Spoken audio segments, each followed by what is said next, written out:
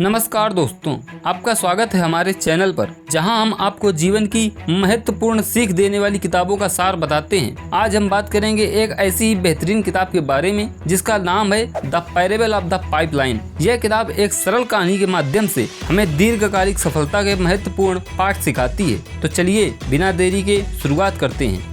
The parable of the pipeline की कहानी तो दोस्तों पाब्लो और ब्रूनो पर आधारित है। यह कहानी केवल एक कहानी नहीं है बल्कि एक गहरा संदेश देती है। अब हम इस किताब के मुख्य टॉपिक्स और इससे मिलने वाले लेसन्स को विस्तार से समझेंगे।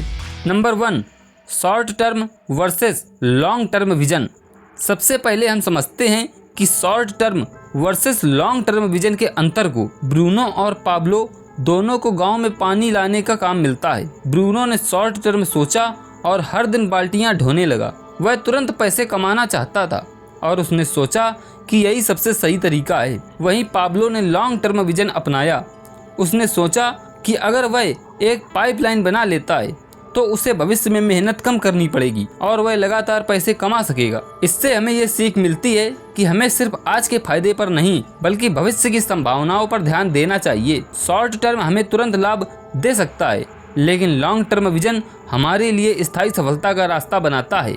नंबर 2, पाइपलाइन बनाना यानी सिस्टम बनाना। अब बात करते हैं पाइपलाइन बनाने की, जो इस कहानी का सबसे महत्वपूर्ण पहलू है।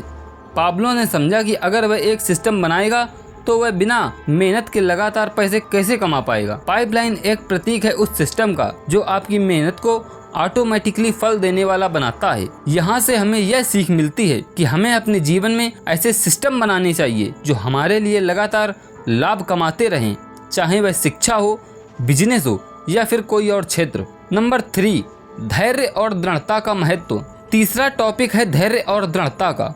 पाब्लो ने पाइपलाइन बनाने के लिए कई महीने मेहनत की, बिना ये सोचे कि उसका फल कब मिलेगा। शुरू में लोग उसका मजाक उड़ाते थे, लेकिन उसने हार नहीं मानी। इससे हमें ये सीख मिलती है कि जीवन में धैर्य और दृढ़ता बेहद जरूरी है। किसी भी बड़े लक्ष्य को पाने के लिए समय लगता है और हमें अपनी कोशिशों में निरंतरता बनाए रखनी चाहिए। Number 4, income versus wealth. अब बात करते हैं इनकम और वेल्थ के अंतर की। ब्रूनो ने बाल्टियां ढोकर इनकम तो खूब कमाई, लेकिन वह वेल्थ नहीं बना पाया। वहीं पाब्लो ने अपनी पाइपलाइन के जरिए वेल्थ बनाई जो उसे लगातार फायदा देती रही। इससे हमें यह सीख मिलती है कि सिर्फ इनकम पर फोकस करने के बजाय हमें वेल्थ बनाने पर ध्यान देना चाहिए। वेल्थ वही होती है जो हमें लंबे समय तक फायदा देती है और हमारी भविष्य की सुरक्षा सुनिश्चित करती है। नंबर 5, फ्रीडम और फाइनेंशियल इंडिपेंडेंस। अंत में हम बात करते हैं फ्रीडम और फाइनेंशियल इंडिपेंडेंस की। पाब्लो ने पाइपलाइन के जरिए